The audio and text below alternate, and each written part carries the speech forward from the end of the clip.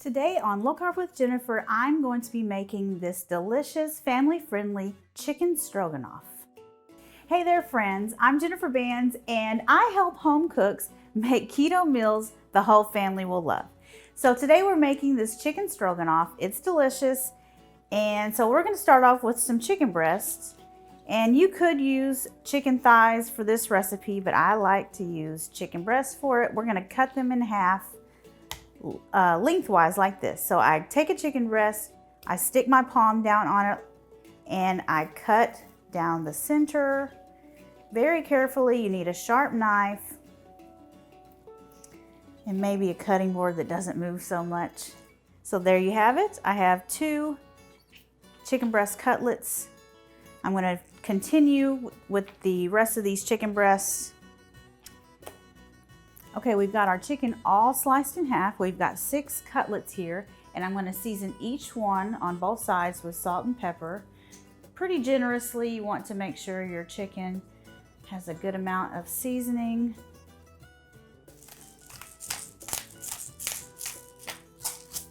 Okay, we have our chicken breast perfectly seasoned here. I'm going to set that aside, and I've got a hot skillet.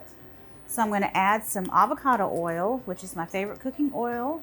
It has a high heat, high smoke point. So we're going to add in a few of these pieces of chicken. And we're going to cook them on both sides until they're cooked all the way through. We're going to have to do 2 batches.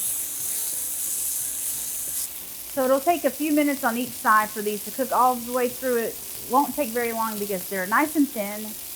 Okay, our chicken is getting nice and brown, and now I'm going to flip it over to the other side so it can finish cooking.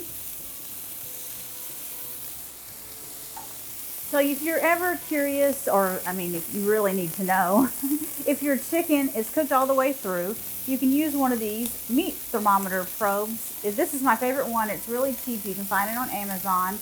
I'll link to the one that I use down in the description.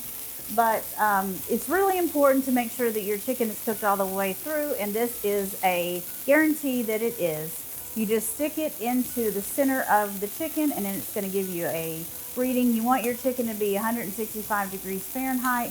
Of course, this one's not done yet, so we're going to keep on cooking.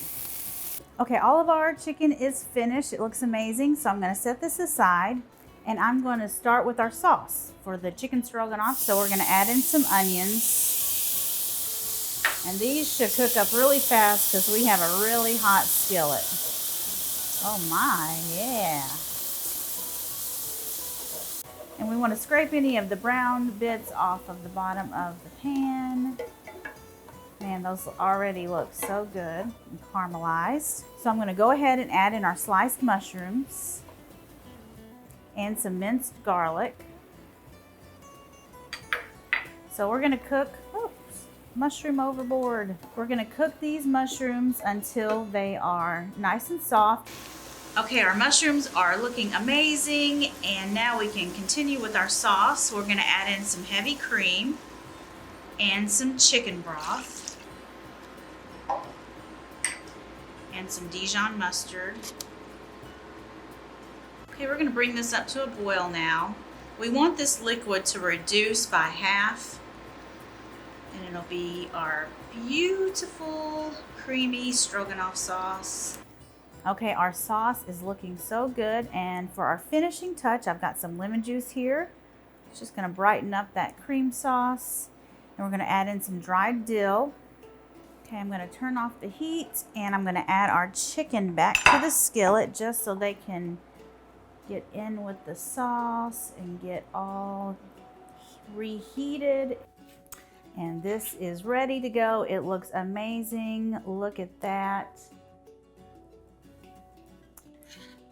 So what would I serve this with? I would serve it with this right here, my Instant Pot mashed potatoes. They're super creamy. Make sure you go check out that recipe, and I'll see you guys later. Bye.